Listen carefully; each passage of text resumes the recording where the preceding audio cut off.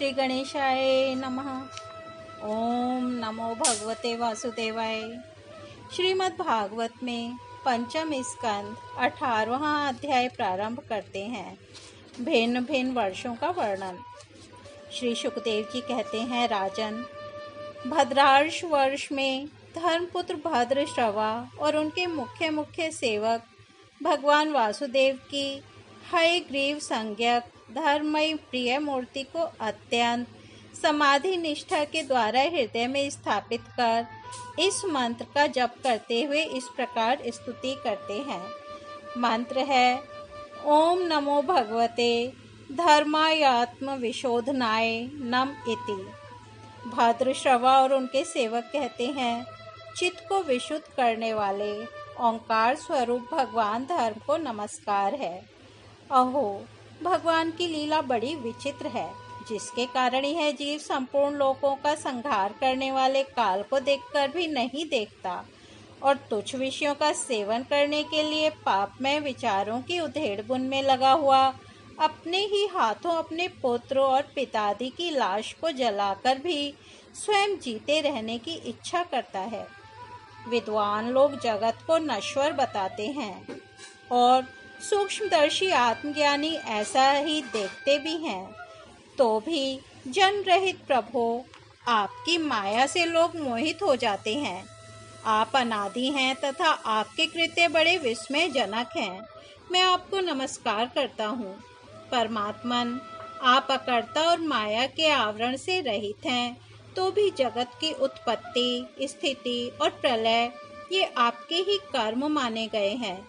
सो ठीक ही है, इसमें कोई आश्चर्य की बात नहीं है, क्योंकि सर्वात्म रूप से आप ही संपूर्ण कार्यों के कारण हैं और अपने शुद्ध स्वरूप में इस कार्य कारण भाव से सर्वथा अतीत हैं। आपका विग्रह मनुष्य और घोड़े का संयुक्त रूप है।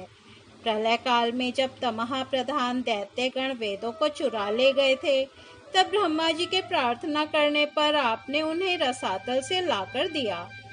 ऐसे अमोघ लीला करने वाले सत्य संकल्प आपको मैं नमस्कार करता हूँ।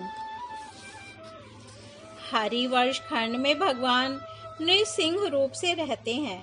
उन्होंने यह रूप जिस कारण से धारण किया था, उसका आगे सप्तम स्कंद में वर्णन किया जाएगा। भगवान के उस प्रिय रूप की महाभागवत प्रहलाद जी उस वर्ष के अन्य पुरुषों के सहित निष्काम एवं अनन्य भक्ति भाव से उपासना करते हैं। ये प्रहलाद जी महापुरुषोचित गुणों से संपन्न हैं तथा इन्होंने अपने शील और आचरण से दैत्य और दानवों के कुल को पवित्र कर दिया है। वे इस मंत्र तथा इस स्तोत्र का जप पाठ करते हैं। ओंकार स्वरूप भगवान श्री नृसिंह देव को नमस्कार है। आप अग्नि आदि तेजों के भी तेज हैं, आपको नमस्कार है। हे वज्रनक, हे वज्रदृष्ट, आप हमारे समीप प्रकट होइए। हमारी कर्म वासनाओं को जला डालिए। हमारे अज्ञान रूप अंधकार को नष्ट कीजिए। ओम स्वाहा, हमारे अंतःकरण में अभयदान देते हुए प्रकाशित होइए। ओम श्रोम, नाथ, विश्व का कल्याण हो, दुष्टों की बुद्धि शुद्ध हो, सब प्राणियों में परस्पर सद्भावना हो, सभी एक दूसरे का हित चिंतन करें, हमारा मन शुभ मार्ग में प्रवृत्त हो और हम सबकी बुद्धि निष्काम भाव से भगवान श्री हरि में प्रवेश करे। प्रभो, घर, स्त्री, पुत्र, धन और भाई बंधुओं में हमारी आसक्ति ना हो। यदि हो तो केवल भगवान के प्रेमी भक्तों में ही। जो संयमी पुरुष केवल शरीर निर्वाह के योग्य अन्नादि से संतुष्ट रहता है, उसे जितना शीघ्र सिद्धि प्राप्त होती है, वैसी इंद्रिय लोलुप पुरुष को नहीं होती। उन भगवत भक्तों के संग से भगवान के तीर्थ तुल्य पवित्र चरित्र सुनने को मिलते हैं, जो उनकी असाधारण शक्ति एवं प्रभाव के सूचक होते हैं। उनका बार बार सेवन करने वालों के कानों के रास्ते से भगवान हृदय में प्रवेश कर जाते हैं और उनके सभी प्रकार के दैहिक और मानसिक मलों को नष्ट कर देते हैं। फिर भला उन भगवत भक्तों का संग कौन न करना चाहेगा। जिस पुरुष की भगवान में निष्काम भक्ति है, उसके हृदय में समस्त देवता, धर्म, ज्ञान आदि संपूर्ण सद्गुणों के सहित सदा निवास करते हैं।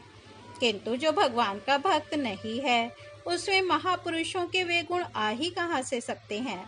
वह तो तरह तरह के संकल्प करके निरंतर तुच्छ बाहरी विषयों की ओर ही दौड़ता रहता है। जैसे मछलियों को जल अत्यंत प्रिय उनके जीवन का आधार होता है, उसी प्रकार साक्षात श्री हरि ही समस्त देहधारियों के प्रियतम आत्मा हैं। उन्हें त्याग कर यदि कोई महत्वाभिमानी पुरुष घर में आसक्त रहता है, तो उस दशा में स्त्री पुरुषों का बड़प्पन केवल आयु को लेकर ही माना जाता है, गुण की दृष्टि से नहीं। अतः असुरगण, तुम तृष्णा, राग, विषाद, क्रोध, अभिमान, इच्छा, भय, दीनता और मानसिक संताप के मूल तथा जन्म मरण रूप संसार चक्र का वहन करने वाले ग्रह आदि को त्याग कर भगवान नृसिंह के निर्भय चरण कमलों का आश्रय लो। केतु माल वर्ष में लक्ष्मी जी का तथा संवत्सर नामक प्रजापति के पुत्र और पुत्रियों का प्रिय करने के लिए भगवान कामदेव रूप से निवास करते हैं।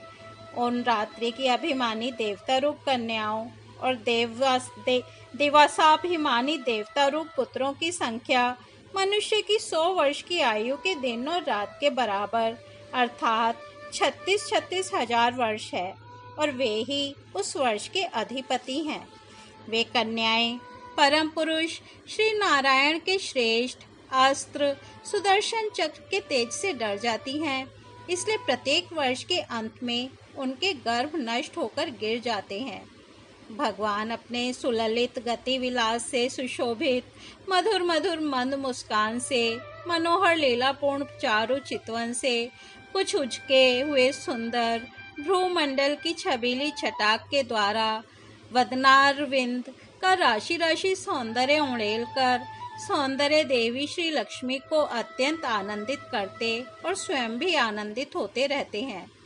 श्री लक्ष्मी जी परम समाधि योग के द्वारा भगवान के उस मायामय स्वरूप की रात्रि के समय प्रजापति संवत्सर की कन्याओं सहित और दिन में उनके पतियों के सहित आराधना और वे इस मंत्र का जप करती हुई भगवान की स्तुति करती हैं। जो इंद्रियों के नियंता और संपूर्ण श्रेष्ठ वस्तुओं के आकार हैं, क्रिया शक्ति, ज्ञान शक्ति और संकल्प, अध्यय, वसाय आदि चित्त के धर्मों तथा उनके विषयों के अधीश्वर हैं। 11 इंद्रियां और 5 विषय इन 16 कलाओं से युक्त हैं, वेदोक्त कर्मों से प्राप्त होते हैं तथा अन्नमय, अमृतमय और सर्वमय हैं। उन मानसिक, इंद्रियक एवं शारीरिक बल स्वरूप परम सुंदर भगवान कामदेव को ओम, राम, ह्रीम, ह्रूम इन बीज मंत्रों के सहित सब ओर से नमस्कार है। भगवान, आप इंद्रियों के अधीश्वर हैं। स्त्रियां तरह तरह के कठोर व्रतों से आपकी ही आराधना करके अन्य लौकिक पतियों की इच्छा किया करती हैं, किंतु वे उनके प्रिय पुत्र, धन और आयु की रक्षा नहीं कर सकते, क्योंकि वे स्वयं ही परतंत्र है। सच्चा पति, रक्षा करने वाला या ईश्वर वही है जो स्वयं सर्वथा निर्भय हो और दूसरे भयभीत लोगों की सब प्रकार से रक्षा कर सके। ऐसे पति एकमात्र आप ही हैं। यदि एक से अधिक ईश्वर माने जाएं, तो उन्हें एक दूसरे से भय होने की संभावना है। अतएव आप अपनी प्राप्ति से बढ़कर और किसी लाभ को नहीं मानते। भगवान, जो स्त्री आपके चरण कमलों का पूजन ही चाहती है और किसी वस्तु की इच्छा नहीं करती, उसकी सभी कामनाएं पूर्ण हो जाती हैं। किंतु जो किसी एक कामना को लेकर आपकी उपासना करती है, उसे आप केवल वही वस्तु देते हैं, और जब भोग समाप्त होने पर वह नष्ट हो जाती है, तो उसके लिए उसे संतप्त होना पड़ता है। अजित, मुझे पाने के लिए इंद्रिय सुख के अभिलाषी ब्रह्मा और रुद्र आदि समस्त सुरासुरगण घोर तपस्या करते रहते हैं, किंतु आपके चरण कमलों का आश्रय लेने वाले भक्त के सिवा मुझे कोई पा नहीं सकता, क्योंकि मेरा मन तो आप में ही लगा रहता है। अच्युत, आप अपने जिस वंदनीय कर कमल को भक्तों के मस्तक पर रखते हैं, उसे मेरे सिर पर भी रखिए। वरेण्य, आप मुझे केवल श्री लांछन रूप से अपने वक्ष स्थल में ही धारण करते हैं, सो आप सर्व समर्थ हैं। आप अपनी माया से जो लीलाएं करते हैं, उनका रहस्य कौन जान सकता है। रम्यक वर्ष में भगवान ने वहां के अधिपति मनु को पूर्व काल में अपना परम प्रिय मत्स्य रूप दिखाया था। मनु जी इस समय भी भगवान के उसी रूप की बड़े भक्ति भाव से उपासना करते हैं और इस मंत्र का जप करते हुए स्तुति करते हैं।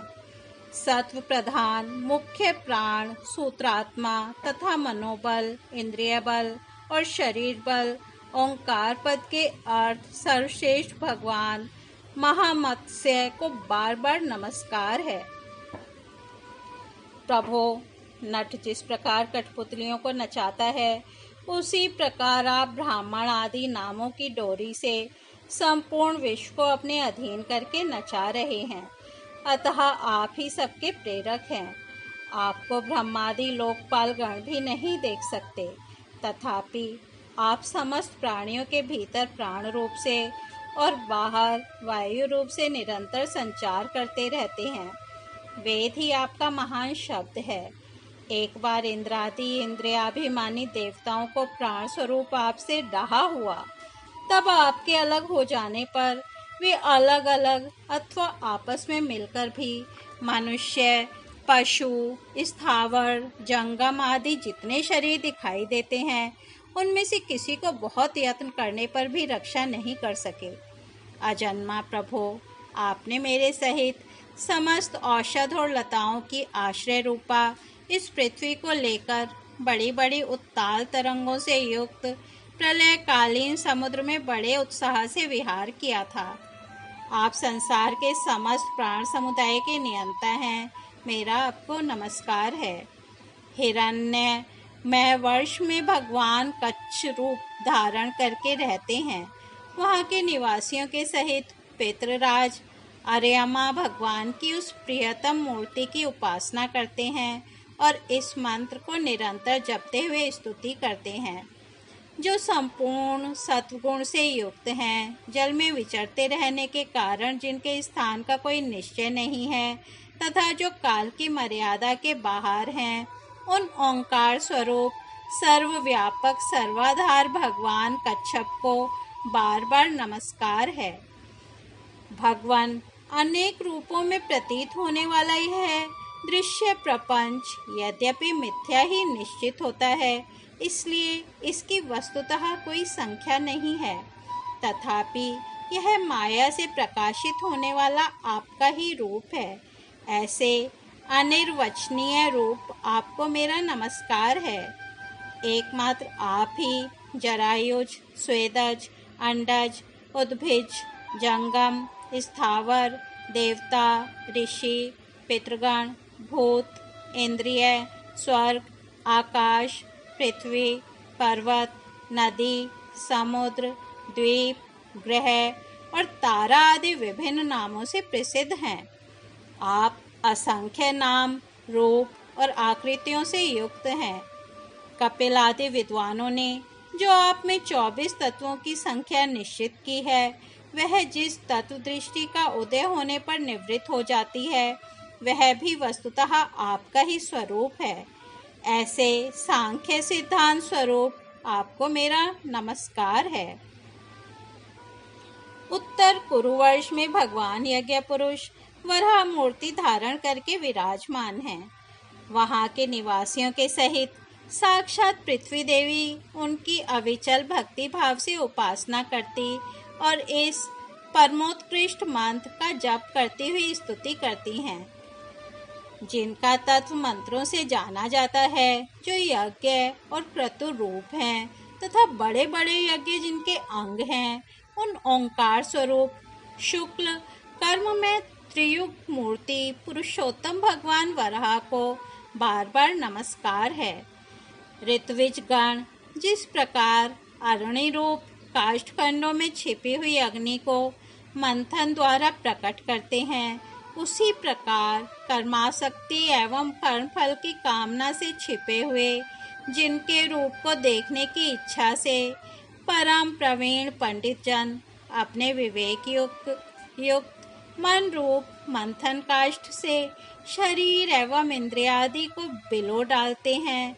इस प्रकार मंथन करने पर अपने स्वरूप को प्रकट करने वाले आपको नमस्कार है। विचार तथा यम नियम आदि योगांगों के साधन से जिनकी बुद्धि निश्चयात्मिका हो गई है, वे महापुरुष द्रव्य, विषय, क्रिया अर्थात इंद्रियों के व्यापार हेतु, इंद्रियाधिष्ठाता देवता, अयन अर्थात शरीर, ईश, काल और कर्ता अर्थात अहंकार आदि माया के कार्यों को देखकर जिनके वास्तविक स्वरूप का निश्चय करते हैं, ऐसे मायिक आकृतियों से रहित आपको बार बार नमस्कार है। जिस प्रकार लोहा जड़ होने पर भी चुंबक की सन्निधि मात्र से चलने फिरने लगता है, उसी प्रकार जिन सर्व साक्षी की इच्छा मात्र से, जो अपने लिए नहीं बल्कि समस्त प्राणियों के लिए होती है, प्रकृति अपने गुणों के द्वारा जगत की उत्पत्ति, स्थिति और प्रलय करती रहती है, ऐसे संपूर्ण गुणों एवं कर्मों के साक्षी आपको नमस्कार है। आप जगत के कारणभूत आदि सूकर हैं। जिस प्रकार एक हाथी दूसरे हाथी को पछाड़ देता है, उसी प्रकार गजराज के समान क्रीड़ा करते हुए आप युद्ध में अपने प्रतिद्वंदी हिरण्याक्ष दैत्य को दलित करके मुझे अपनी दाढ़ों की नोक पर रखकर रसातल से प्रलय पयोधि के बाहर निकले थे।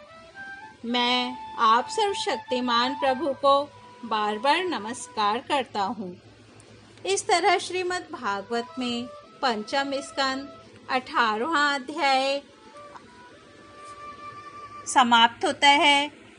कल हम 19वां अध्याय किम पुरुष और भारतवर्ष का वर्णन सुनेंगे। तब तक यहीं विराम देते हैं। हरि ओम तत्सत।